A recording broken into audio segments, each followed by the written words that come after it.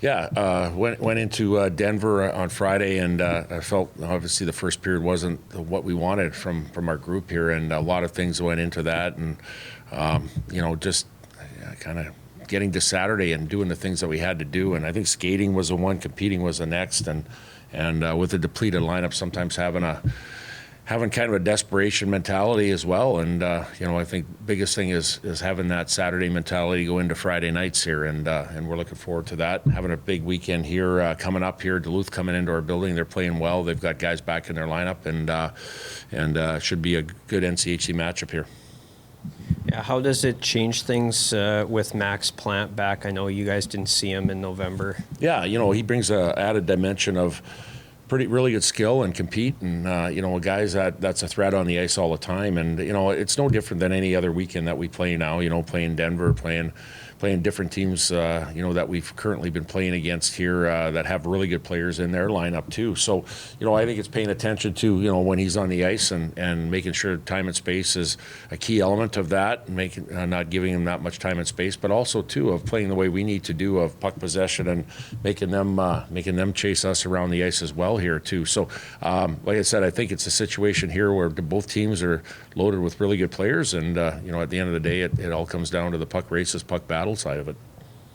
TJ's got like a 9.45 in the last 3 games or so. Is there anything to his game you're seeing that's allowed him to step it up? Is the team protecting him better? Is there anything you can point to? Yeah, well, you know what? I firmly believe experience is lending into it right now. You know what I mean? Like he's not a young guy. He's a guy that's been in a lot of different high-pressured games in the programs that he was at. I think it's a situation where, it's closing in on him too as far as his college eligibility of trying to make an impact each and every game he's playing in. And he's in a good spot right now. Like you can tell, when a puck's on the tape of the opposition in the offensive zone, he's out challenging. He's focused. He's in a good spot where he's making a key save at a key time here. And, I think our guys are doing a little bit better job of blocking shots and defending around him.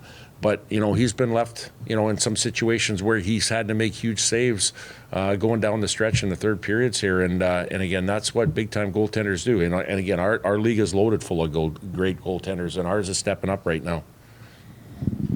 Why have you guys killed penalties better the last few games? Changed our systems, blocked shots, not exposing seams, not trying to give them free looks to the net. Like I think it's being compact more in the slot area and making teams move pucks around and work harder to get pucks to the net. And I think the commitment of blocking shots is a big deal, but changing, when we had that open week, changing, penalty kill is still trying to continue to grow and build and get better, but we've given ourselves a chance to be better on it just because of kind of the habits and details that we were lacking for most of the year. You wanted to bring that Saturday mindset into Friday. What does that look like?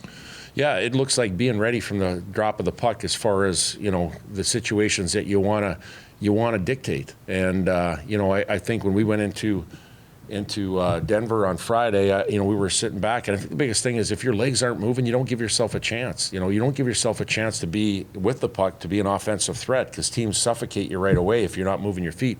And then once they have the puck, you have to take time and space away, and you have to get pucks back, and then transition becomes a part of it. And I firmly believe too, when you gain momentum, and whether we have it or whether the other teams has it, it's always jamming the puck down the other team's throat. As far as not letting them off the hook and always getting back to the offensive zone. And I feel when we're doing that really well, we're tough to play against and we're tough to beat. And when we're not, then obviously it's momentum for the other team. So just getting that dictate mentality from the drop of the puck. How important is scoring first, too, to kind of give you that momentum? It definitely helps. Absolutely. And not only scoring the first one, but trying to get the second one. We're finding, it seems like college hockey and NHL hockey too. It's the first 1 to 3 usually has a pretty good chance of winning the game, and especially with the low amount of power plays and penalty kills that are available or an option now to try to get offense on. The 5-on-5 play is very critical on trying to get that first one, not chase the game, and then also trying to get the next one. Duluth obviously relying on their freshman class a lot this season, but your freshman class as well has stepped up the last few weeks. What can you say about the younger players on your roster? Yeah, you know what? I just showed some video clips today on our identity and how we have to play and how we have to start. And a lot of those clips were, some of the older guys, but a lot of our younger guys were making impacts. Guys like, Max Swanson, Cody Kroll, Cade Littler, Jaden Jubenville. Some of these guys that are showing up positively on the highlight clips that we show our guys on how we have to play with our identity is a big deal. And it shows that they're growing, and they had to grow with the opportunity they had through injuries and different things like that. And, it's reassuring to know that, you're going to have these guys for a few years down the line, but make an impact right away when the stretch run happens and you have to win games. Is there anyone you're hoping to have back this weekend that was out? Sasha Bover will be day-to-day. He skated with us today, and he looks good. We just got to go through kind of tomorrow and see what that looks like. But Sasha is a good chance of coming in the lineup. Jaden Prawn will be out. Dane Montgomery will be out. And then obviously with E.J. Emery, he sits his one-game suspension.